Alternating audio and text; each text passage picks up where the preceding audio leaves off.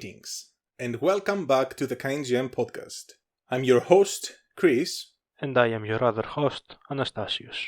This is episode 7, right? It is, yes. Alright. And there are some special circumstances. Yeah, we've been away for some time.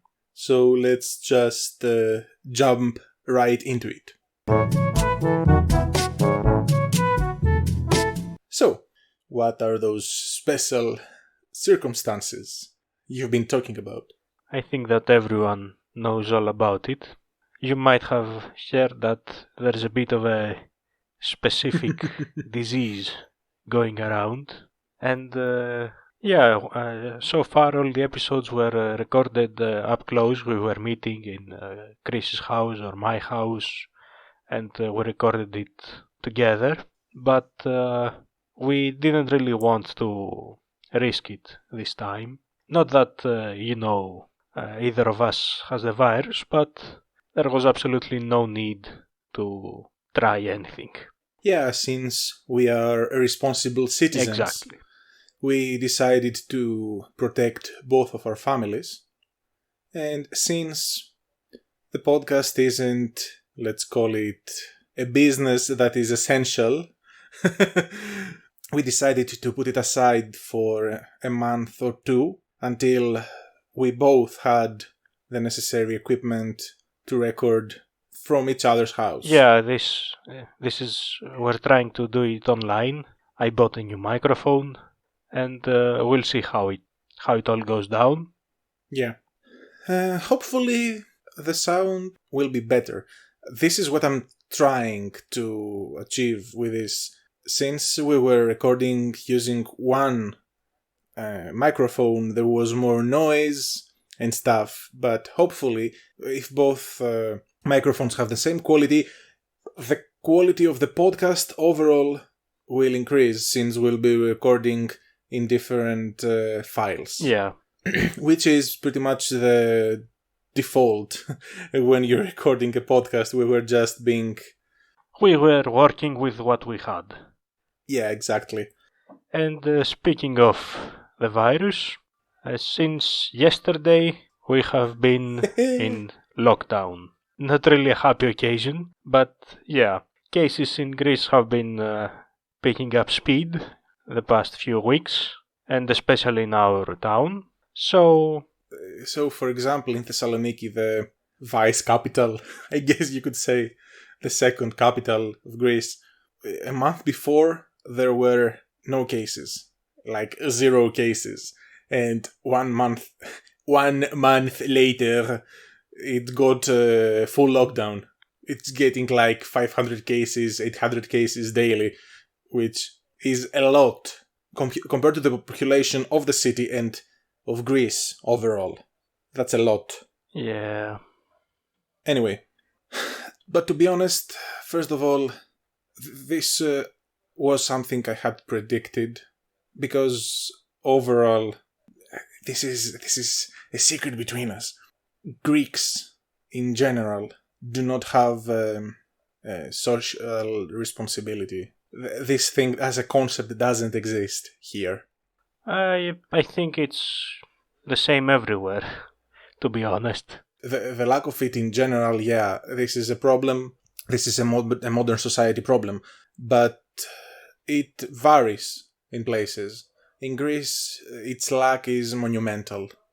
Because, for example, in Australia, they closed down the country for 4 months, and now they are pretty much fine. At least that's what the current reports show. On the contrary, we were doing very fine. Then the government decided to open the borders and the tourism with no measures at all, which created a double problem. First of all, people that were infected would come and create a problem here.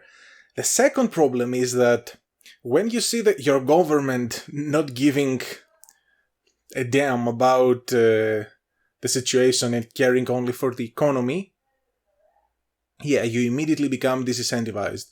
So you think, yeah, the government doesn't care, so I'm not gonna care, I'm gonna go on my vacation. Yeah. Speaking of vacation, when the lockdown was announced, about 150,000 people left Athens to go to their villages.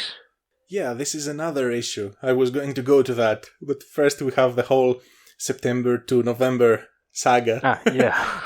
Because after the initial tourism went well, there was the domestic tourism. So we knew things were going really bad. We were seeing the cases increase even here. And we weren't seeing the government taking any measures. And the best part is that we know when one of the heads of the Ministry of Public Safety or something like that came in our region, one of the mayors here said, don't enforce a lockdown yet because our hotels are almost booked full. And after that, it was a whole week that some people from Thessaloniki would come because they had a major holiday for their city combined with a national holiday, which is the 28th of October. Bear in mind, in the 28th of October, here's a trivia for you, we celebrate the beginning of World War II, because we can't celebrate the ending of the war, because when it ended, we immediately had a major civil war. So yeah. Well, the Civil War was pretty much going on while the Second World War was still happening. Near the end, I think, of World War, it got bad. Let's not get into that. And yeah. Right, and the people in our city were trolling and joking like, after the 28th, immediately we're gonna get a lockdown. And, of course, on the 29th, we got a lockdown. Obviously, yeah. And just a few days later, a national lockdown was announced. So here we are, and as I said, I'm not exactly happy about the lockdown, but it's something that we think needed to be done, and we might not be happy it happened, but we are happy that the measure was taken. And that's pretty much it, because nobody cared. A lot of people didn't care. The simple measures, weren't followed, and thus we have reached the second lockdown. That's pretty much it. Though, I don't think it's going to affect me that much, personally, because most of my responsibilities are done online. Yep, same here. Yeah. Speaking of responsibilities, more news. Yeah, I got accepted to a master's program, which is done online, and that's why I said most of my responsibilities can be done online. I can upload this podcast online. I write online. Everyone give a round of applause for Chris. Congratulations. Yeah, one of the things we can do online the way I want it is play board games. And yeah, we can use Tabletop Simulator to do that, but yeah, it has a different feel.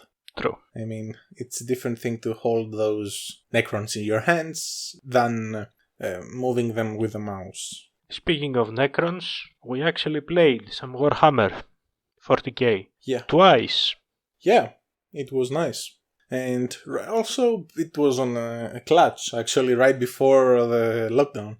We managed to get... I think so, yeah. We managed to get 2 good games in. We did a combat patrol without... how do you call those? Not command points. Yeah, we didn't use command points in general. But it was fun. Both times I played Necrons, you played Space Marines. Yeah. We used the Indomitus box armies. Not all of them. We did a 500 point each. And it was fun. And if I remember correctly, I won the first, you won the second? Yeah. And I think I won in an unorthodox way. You won because my...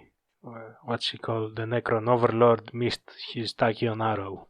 Well, you know what they say. Sometimes Tachyon arrows miss. They shouldn't. He's an Overlord. Yeah, and my dude is a Odysseys. He has a sword. Yeah, but Necrons are better than Ultramarines. They have better technology. Well, that doesn't mean much. Anyway. So, what is our main topic today? It's not exactly a main topic. It's more like one more discussion we're going to have. But this time I came prepared because in this discussion more people are going to join. Well, not actively, but in spirit.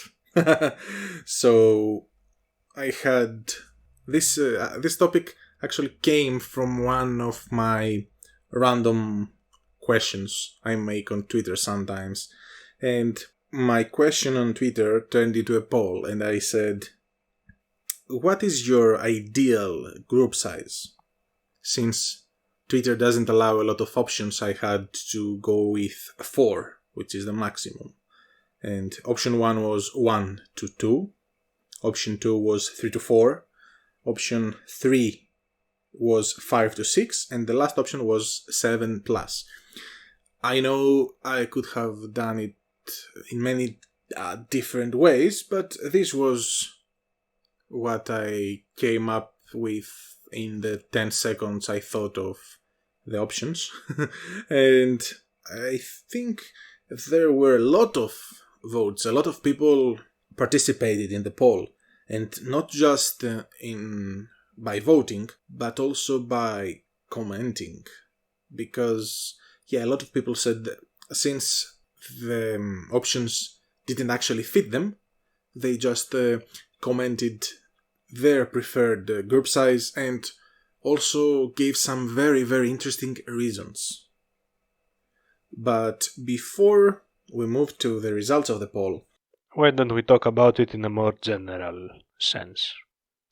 Right, I'm going to begin, and I think that not many people will agree with me, but I prefer small groups. And by small, I mean 2, 3 maximum. Does this include the Game Master? No, I'm going to always talk about players.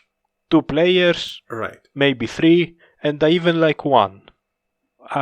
It makes it much easier for me to plan, to have every player feel as if they properly participate in the game. The games flow more smoothly because, usually our group is 3 people, 3 players, rarely 4, and even then, combat can take hours, even the simplest combat encounter.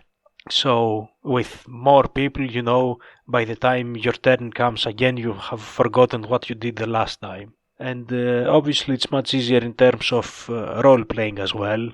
You can keep track of everyone's characters, what they want, what they have, how you can integrate them in the story properly. And all of that, it's much easier for me. And I think it's better for the players as well. I think most people prefer a medium-sized group, like 4 to 6 players. I'm sure people will say that that's how the game was designed. Even the challenge ratings are for 4-player parties. So 4, I think, is usually the minimum intended group size. Always talking about players. And that is certainly an opinion, let's say. But if the argument for that is balance, game balance, mechanics, I'm not really sold on it, because you can easily adjust the balance and the rewards and the combat encounters on the fly even for the appropriate party size. And any larger group than that is for me no way. I see some posts about 7 or 8 people and I can't imagine playing in that. Even though I remember that the very first time we played, there were 7 players, if I remember correctly. Why do I remember a bit more? More than 7. I think it was either 7 or 8. Yeah, I think it was 8. And it was, my first GMing experience was for 8 people. And we immediately split the party into 3 parties, not just 2. I mean, yeah, I was like, before even realizing that I would be GMing for that many people, I was, okay, I'm just going to jump in the water and learn to swim, since I had only tried D&D once before that. So, it wasn't just me jumping into the water. There was also someone pushing my head down deeper into the water. Many someones. Yeah, with 8 people and splitting the party. And also, yeah, it's not... I don't want to say they weren't serious with playing. It's just that... It was understandably a bit of a chaotic thing. Yeah, it was very chaotic. But yeah, I wouldn't mind doing that again now, since I think I have grown a bit. But anyway, we're getting out of topic. Yeah, as I said, I would mind. I don't think I would play, even as a player, in large groups. I don't know, I generally prefer, a few people. Very few. The last time I GM'd was for 5 people. Did that create a problem for you? Did you enjoy it, or well, the number of people? Here's the thing. We're getting a bit wider in our topic now. It's fine. It's still about group size, either from a GM standpoint or a player standpoint. It doesn't matter. I'm not saying I didn't enjoy it or I wouldn't enjoy a large group. I mean, we had fun. It was fine. We were also teaching new players, so it was, it's a little different situation there.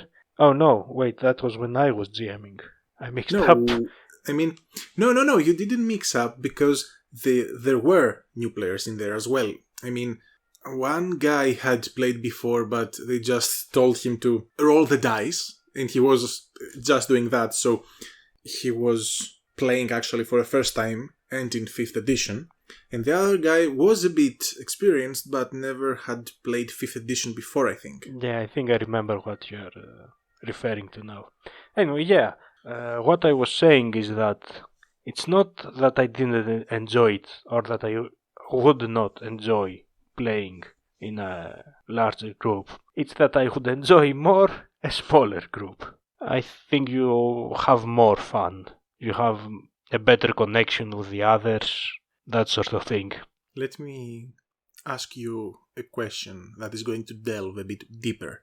I get it, this is your personal preference. Could this be related to your current GMing skills and or your personality? I mean, the second is pretty much a given, redundant, because it's a personal opinion. Yeah. But yeah.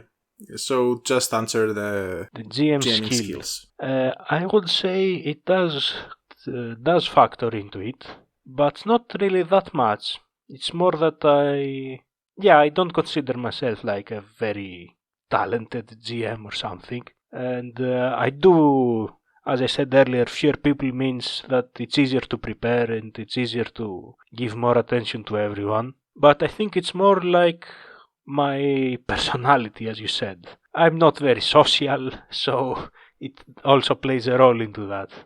But let's say you had 5 very close friends, so you have 5 Chris's. Would you be able to run the games with no issues? Well, maybe I'm not the right person to GM for, because I may go well-intentioned, but I may end up adding more chaos. But yeah, so... I don't know. I really don't know. I can't really imagine that hypothetical. I mean, obviously I would play and I would enjoy it, but would I enjoy it more than if we played, the 3 of us, or just you and me? Where I'm going to is that I think that maybe the imposter syndrome plays a role here as well. So maybe since you, as you also said, you don't think you are a very talented GM, that's where I'm connecting this. Yeah, as I said, it does play a role, but not most of it. It's a minority. I see. As for me, I don't really know, to be honest. I have run sessions for 1 person, for 2 people, and for 8 people. So I have experience from all the ranges. What I agree with is that getting to run a game for 7+ people, unless they are serious about it in a sense that they understand that they are a lot of people and try to have the session run smoothly, this can cause issues. I don't mean in a sense that it would take from their fun and entertainment, but in a sense that, okay, we're like 8 people playing, maybe we should prepare what we want to do in our turns, and maybe we should not try to derail the game by talking about random topics out of game and stuff like that. So I think minor things like that can help run the game with that many people. Still, there is an issue of balance, which also exists with groups of less than 4 people, because the game is designed for 4 to 6 people, and when you go beyond those numbers, things aren't gonna get any better, since it seems that even for this number of people, it's not very well balanced. That's true. So it adds more work to the GM, both for less people and more people. It's not that I'm not willing to do it, because if people I want to run games for ask me to do it, I will do it. But yeah, I need the incentive to do it. I can't run for 7 strangers. I can't run a game for 7 strangers like I did the last time. This is how I have grown, in a sense. I mean, it also depends on what you are playing. I mean, in one-shots, you actually don't really care a lot, I think. Yeah. So you just say, oh, I'll add a couple more monsters, or I'll, that. But in long-term campaigns, that's when the work piles up. One-shots are a free-for-all. You don't care at all. I mean, how many are you? 25? Sure, let's go. It's gonna take us like 10 hours to finish it, but let's do it. But as you said, yeah, in a campaign, you are more involved. It's a long-running thing, and you want, as a GM as well, to get some entertainment out of it. I mean, you're creating something and you want to see it finished one way or the other. I mean, campaign doesn't mean the players have to follow a story that you have written for them. That's why I mean one way or the other. But adding too much chaos to it may end up not finishing the campaign. And again, I'm talking about in both the small and the large groups. This can happen for both. Although I think for small groups it's much easier to handle, because in small groups you also have the offset of you might have to do more work to mechanically balance everything, but you'll also have to do less work because there are less people. So I think it sort of balances it out. And maybe you can add that extra time into developing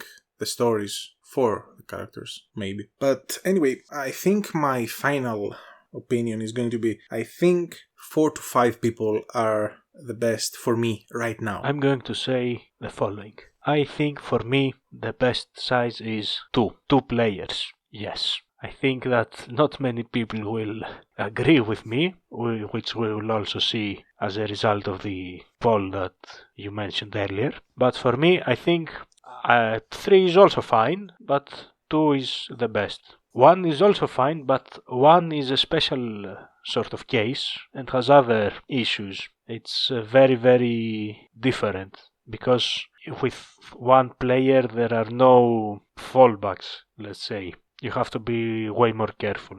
With 2 players, one can always rescue the other, or sort of... They can drag their body back to the temple to get resurrected. Yeah, with 1 player, I don't know if the GM sort of adds a companion or something, but that's the same as having 2 players. Only the GM is now playing one of them. I still think it can work, but it will take some special measures. But to repeat myself once more, 2 players. So, because you said 2 players, I have one final question before we move to the results of the poll. Could your preference of 2 players be that... Because I only have 2 friends. No. Because the majority of the sessions, of our first sessions, was for 2 players. So it grew into you. Maybe, but I don't think so. Okay. I'm pretty sure it probably had some effect, but I don't think so, no. Okay, I see. So, I think it's just the right balance between being able to handle things mechanically for the players, from the side of the players. As I said, one player, very tough thing to balance. And I can also handle them in terms of the campaign and the background sort of things, role playing. And I always feel it's always easier to increase the power level than decrease it. I mean, if you have many players, you have to sort of tone down their power or add more monsters, but adding more monsters would make the combat encounters take even more time than they already would with 7 or 8 people. So it's easier to just, say, hey, take a special feature that makes you do more damage, something like that. And it also feels better for the players, you get more stuff, hey, your character is better, that's nice. And I've gone rambling a bit again. Yeah, and I kinda zoned out. Anyway, let's get into numbers now. Numbers make me feel safe.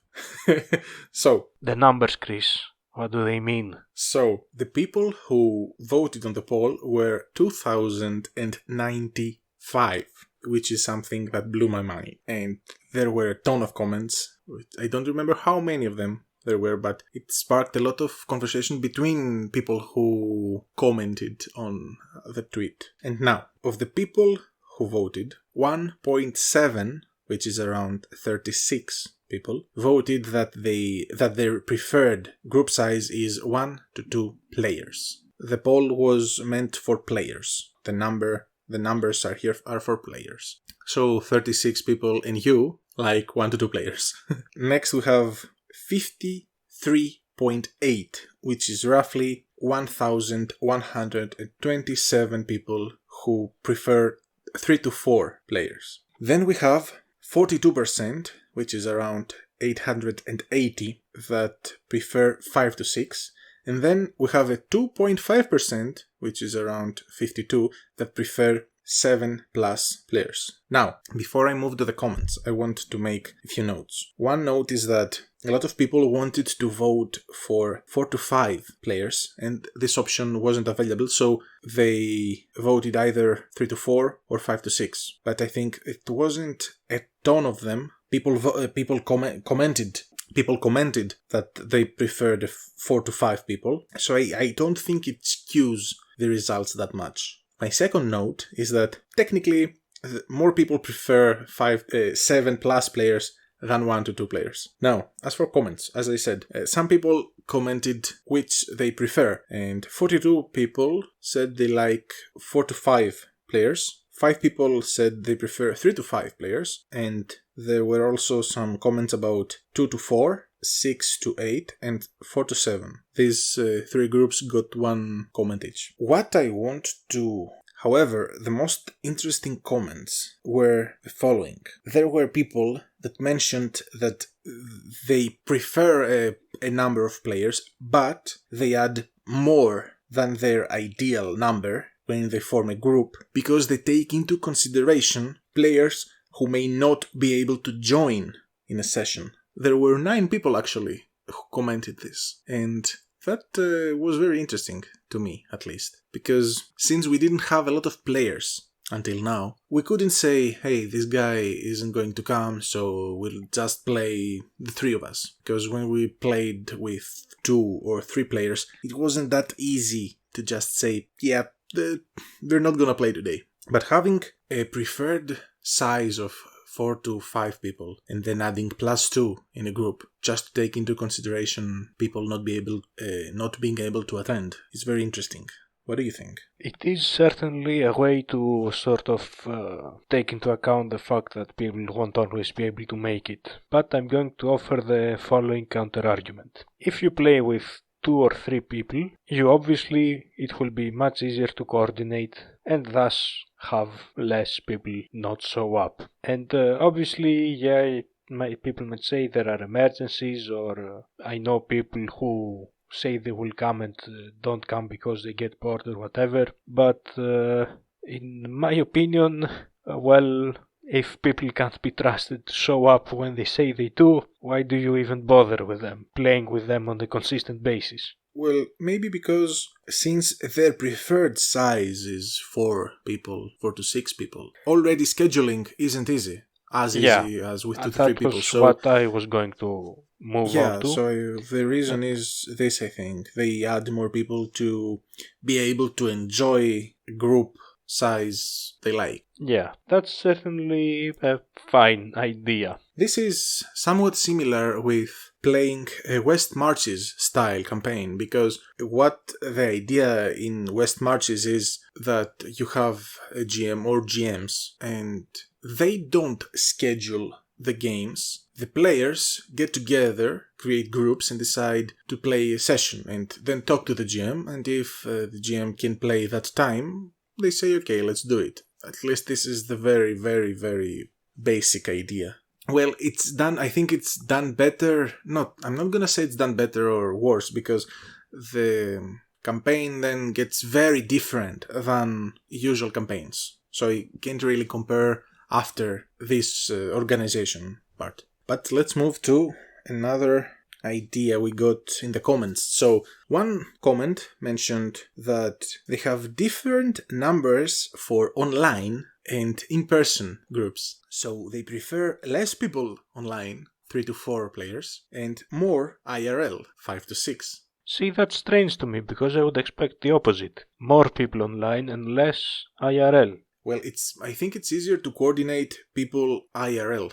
Once you have organized the time and everyone is on the table, I think it's more easy to coordinate them. Because in some cases, people are going to start talking in the microphone at the same time. It creates some chaos. Yeah, that is a bit of a problem. That's a problem we face right now recording this. That we don't see each other. And we don't have, the signal that I'm done talking, you can answer now. And imagine with a larger latency, things are gonna be worse. So maybe that could be a reason. And also maybe another possible reason is that they play with different people. And in many cases you may be playing with strangers online. And maybe it could be easier for you to get to know them in the first sessions, or if it's one shot, again, to be able to communicate better with them. That's also true. But it's a very, very interesting comment, that one. And finally, we got a comment 3 times, which was that they have different numbers for different games, genres, or systems. Which actually makes a lot of sense. Yeah. I mean, sure, D&D is designed for 4 to 6 players, but other games don't necessarily have that. I mean, even between D&D editions, things can be different. Yeah. I mean, we have played 4th edition using 2 players. And again, I don't hate it, but combat was a bit sluggish. And going with more people, again, it would make things more slow. And that also goes to different systems. Though different genres, I'm not sure I get it. I mean, probably because I haven't formed an example in my head right now. I think that would depend on the system. I don't know if they meant that they played different games or that they had a universal system that supported different genres. But again, consider if you played a horror game, you wouldn't want like 8 people all piled in, running around. Everyone get in here. Yeah, exactly. You would want fewer people, but you play something like Warhammer, where it's action. You play some soldiers, you go and fight in a war. Yeah, that could support more people. Yeah, that was a nice example for me to get it. Yeah, I mean, yeah, it's not exactly related, but in the old guardsman party.